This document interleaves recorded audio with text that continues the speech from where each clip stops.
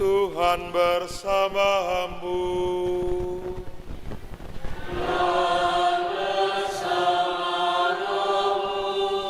Inilah Injil Yesus Kristus menurut Santo Lukas. Dimuliakanlah Tuhan.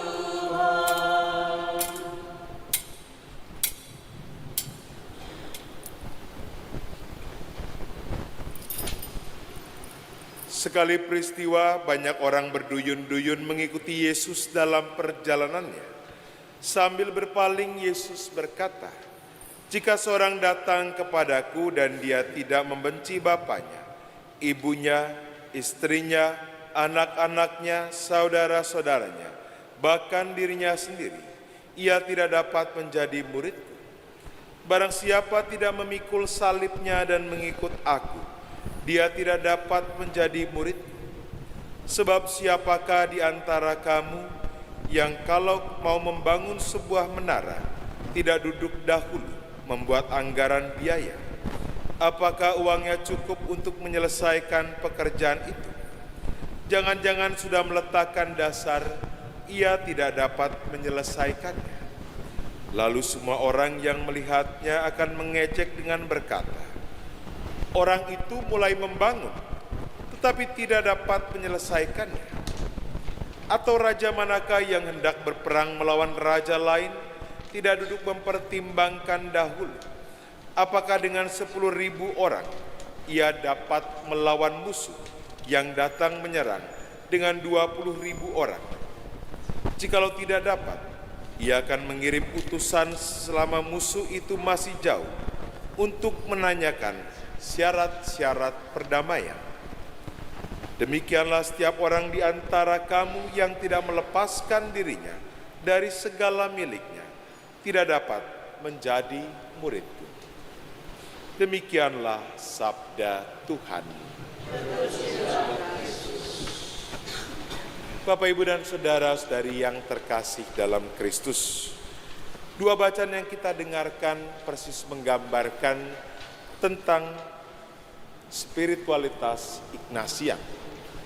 Kerap kita mendengar ad maiorem Dei gloriam, untuk lebih besarnya kemuliaan Tuhan, yang juga dalam bacaan pertama digambarkan semuanya itu demi kemuliaan Allah.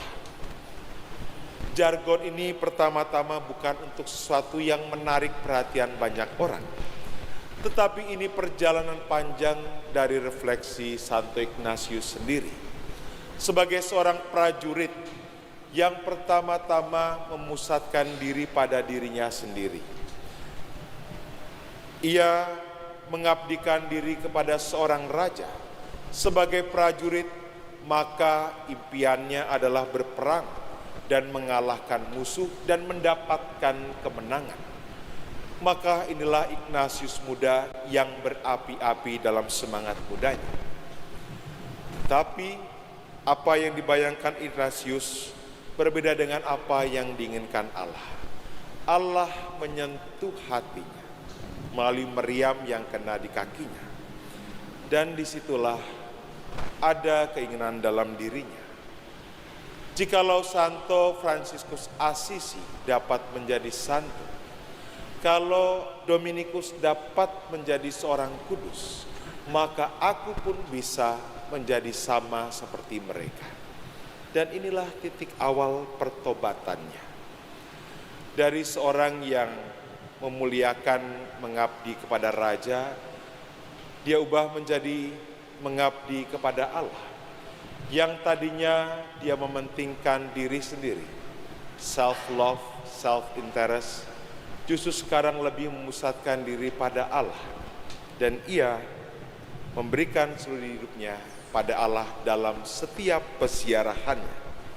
Dan disitulah dia menemukan jejak-jejak kasih Allah yang menyertainya. Bapak, Ibu, dan saudara-saudari yang terkasih dalam Kristus, AMDG bukan hanya sebuah semboyan, tetapi itu jantung bagi Ignatius. Itulah tujuan hidupnya, sebagaimana dituliskan dalam perjalanan rohani di buku latihan rohani 23. Manusia diciptakan untuk memuji dan memuliakan Tuhan. Ignatius menyadari bahwa Allah lah pencipta dan kita manusia sebagai ciptaan.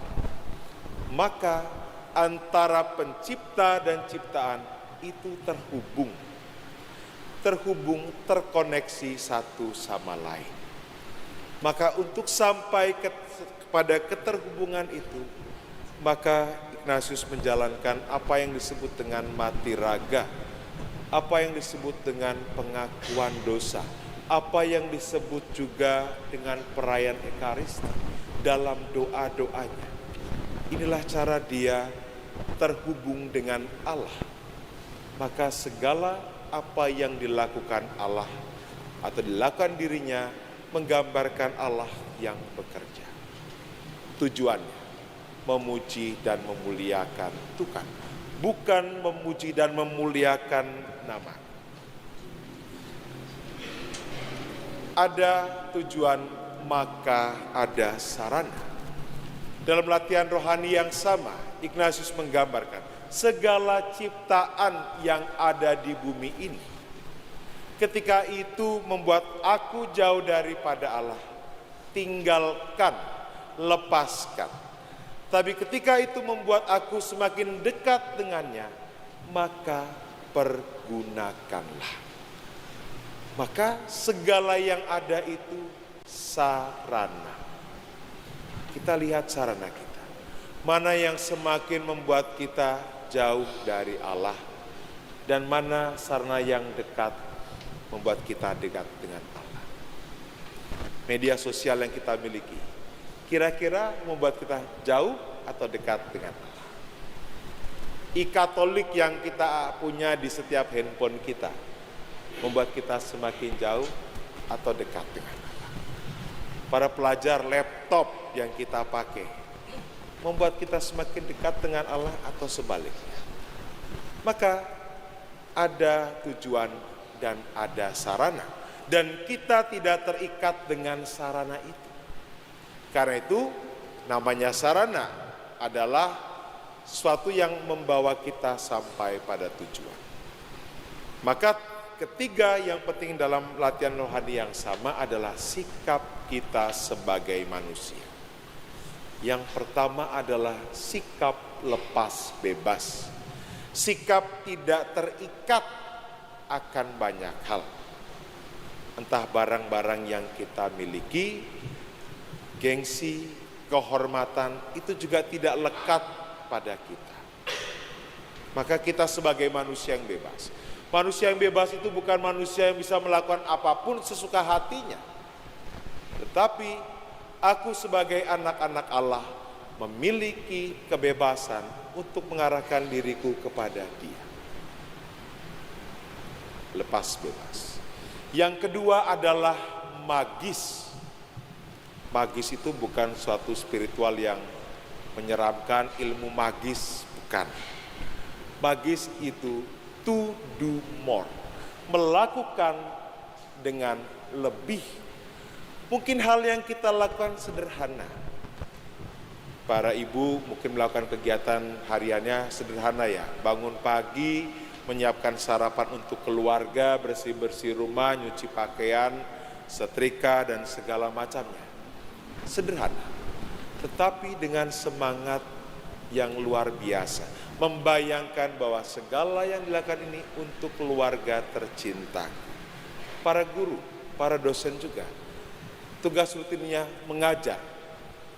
Bagaimana mengajar juga, melakukan dengan semangat yang lebih, bahwa melakukan, mempersiapkan segala sesuatunya untuk mencetak generasi-generasi muda yang memiliki pengetahuan yang luas. Itulah magis.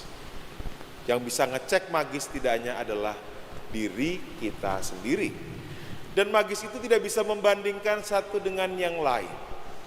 Saya kalau suruh lari 5 km pasti kurang lebih 45 menit. Ya. Berbeda dengan Pak Kukuh nih, prodiakon nih. Kalau mungkin berlari 4-5 km bisa 20 menit. Nah, magis ini bukan dibandingkan dengan orang lain, tetapi dibandingkan dengan diriku yang sebelumnya. Versi yang lama dalam diri.